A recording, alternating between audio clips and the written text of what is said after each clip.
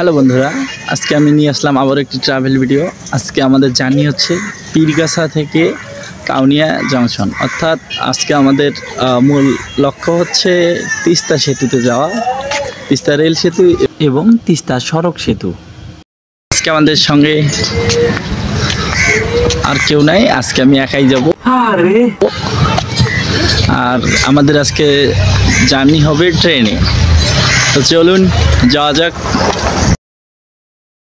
কিন্তু 2000 years later অবশেষে দীর্ঘ 1 ঘন্টা অপেক্ষা করার পর আমাদের কাঙ্ক্ষিত পদ্মরাগ কমিউটার ট্রেনটি 2303 নম্বর লোকোমোটিভ নিয়ে আমাদের পীরগাছা রেল স্টেশনে উপস্থিত হলো।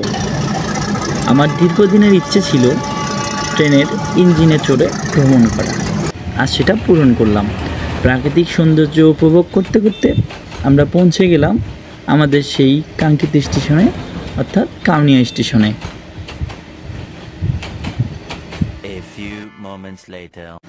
ফাইনালি আমরা পৌঁছে গেলাম তিস্তা রেলওয়ে সেতুতে। আমাদের আজকের ডেস্টিনেশন এটাই। আমরা আজকের এই ভিডিওতে তিস্তা নদী ও তিস্তা রেলওয়ে সেতু সম্পর্কে জানব। এটি তিস্তা রেল সেতু বাংলাদেশের রংপুর জেলার কাউনিয়া উপজেলায় অবস্থিত। এটি একটি পুরাতন রেল সেতু হিসেবে তৈরি করা হলেও 1978 সালের 4 মার্চ থেকে যান চলাচলের জন্য এই সেতুটি খুলে দেওয়া হয়। 2012 সালে এই সেতুর পাশে তিস্তা সড়ক সেতু তৈরি করা হলে তিস্তা রেল সেতুতে যান চলাচল বন্ধ করে দেওয়া হয়। এটি তখন থেকে শুধুমাত্র রেল চলাচলের জন্য সেতুটি ব্যবহার হয়ে আসছে। তিস্তা রেল সেতুর উত্তর অংশ লালমনিরহাট সদর উপজেলা ও দক্ষিণ অংশ কাউনিয়া সীমান্তে অবস্থিত। এই সেতুটি লালমনিরহাট, কুড়িগ্রাম জেলার সাথে রংপুর সহ অন্যান্য জেলার যোগাযোগ রক্ষাকারী হিসেবে গুরুত্বপূর্ণ ভূমিকা রাখছে। রেল সেতুর উত্তর পূর্ব পাশে তিস্তা পার্ক নামে একটি বিনোদন কেন্দ্র বানানো হয়েছে। আপনারা চাইলে সেখানেও ঘুরে আসতে পারেন।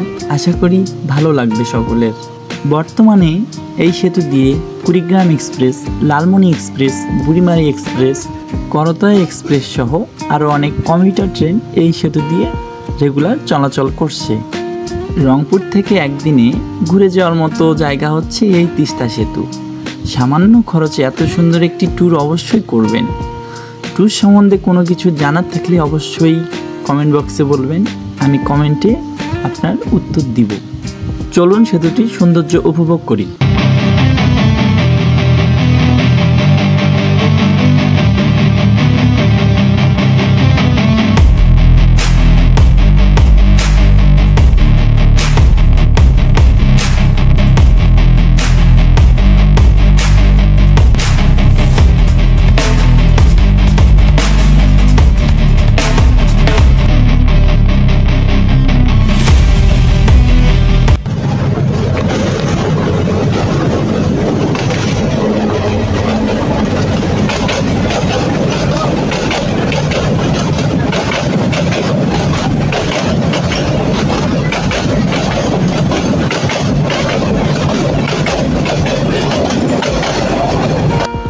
আপনি চাইলে নৌকা ভ্রমণ করতে পারেন জনপ্রতি 40 টাকা করে, এবং সেই সঙ্গে আপনি যদি চান পুরো নৌকাটি রিজার্ভ করে নিয়ে ভ্রমণ করবেন তবে সেটিও করতে পারবেন।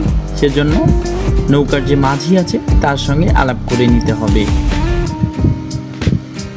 চলুন দেখে নেওয়া যাক নৌকার ভ্রমণের সঙ্গে সঙ্গে নদীর সৌন্দর্য ও রেল সেতু, সেই সঙ্গে সড়ক সেতুর কিছু দৃশ্য।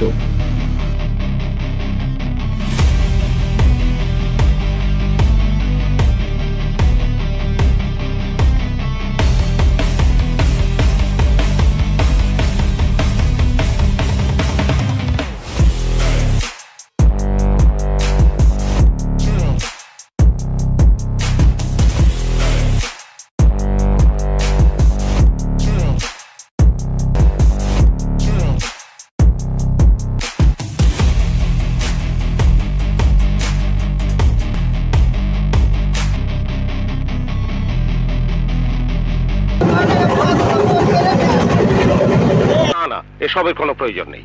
ও তো মরে যাবে। এখনো মরে নাই, তবে মরবো।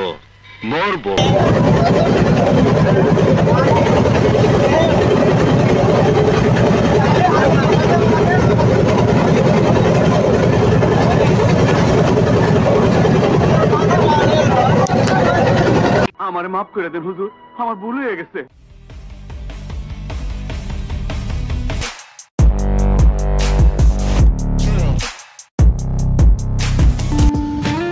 এই তিস্তা নদী পশ্চিমবঙ্গ রাজ্য ও বাংলাদেশের মধ্য দিয়ে প্রবাহিত একটি নদী।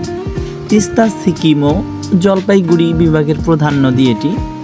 একে সিকিম ও উত্তরবঙ্গের জীবনরেখাও বলা হয়ে থাকে। যদিও বা খরা মৌসুমে এই নদীতে পানি শুকিয়ে যায়, তবে সেই সময় সেই সব চরাঞ্চলে যেখানে পানি শুকিয়ে যায় সেখানে এখানকার আশেপাশের যারা স্থানীয় আছে তারা অনেক ধরনের মৌসুমি ফসল উৎপাদন করে থাকেন।